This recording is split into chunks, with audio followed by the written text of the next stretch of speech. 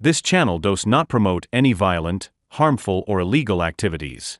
All content provided by this channel is meant for an educational purpose only. Jalpaiguri ধূপগুড়িতে নাবালিকা ধর্ষণ ও খুনের ঘটনায় দোষীকে ফাঁসির সাজা দিল আদালত। বুধবার জলপাইগুড়ির বিশেষ পক্সো আদালতের বিচারক এই রায় ঘোষণা করেন। 2023 সালের 29 সেপ্টেম্বর ধূপগুড়ি ব্লকের পঞ্চম শ্রেণীর এক ছাত্রী সেদিন বাড়ির পাশে খেলতে বেরিয়ে নিখোঁজ হয়ে যায়। 2 দিন পর প্রায় 20 কিলোমিটার দূরে একটি নদী থেকে উদ্ধার হয় তার বস্তাবন্দি দেহ।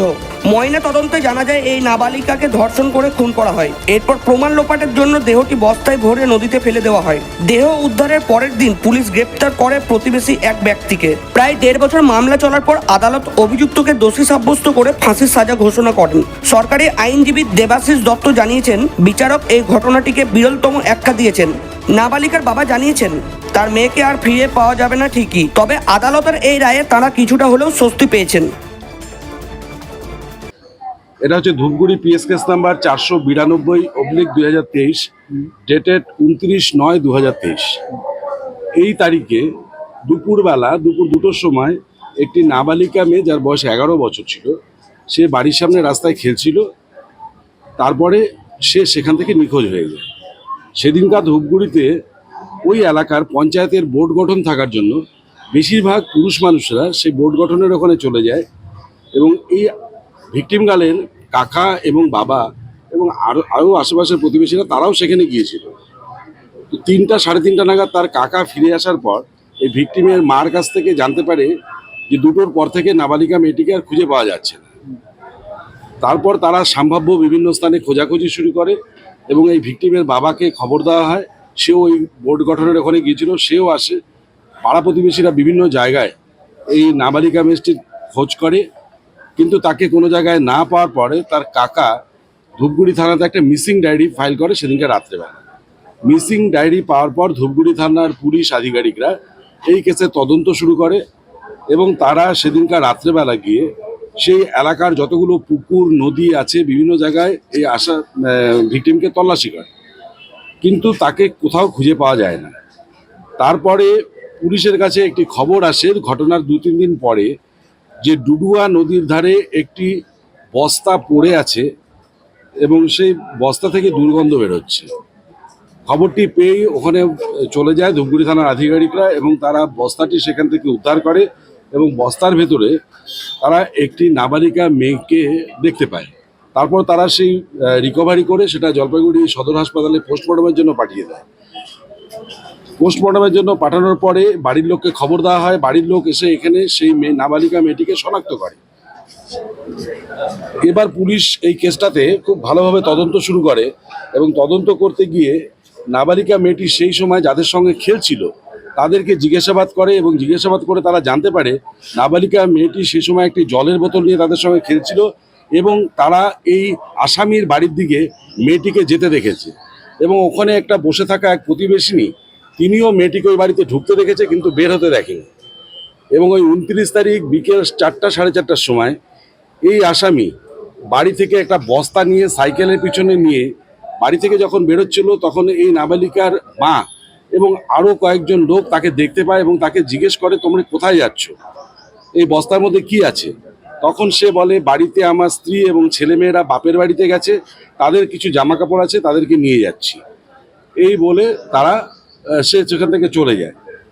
তারপরে যখন এই মেয়েটির বডি রিকভারি হয় তখন এই মেয়েটির মা এবং অন্যান্য সাক্ষীরা বলে যে ওই আসামি যে বস্তাটা নিয়ে যাচ্ছিল তার কালার এইটা ছিল, তাই লেবেল এটা ছিল এবং বস্তার উপরে যে লেখাটা ছিল সেই লেখাটাও তারা বলে।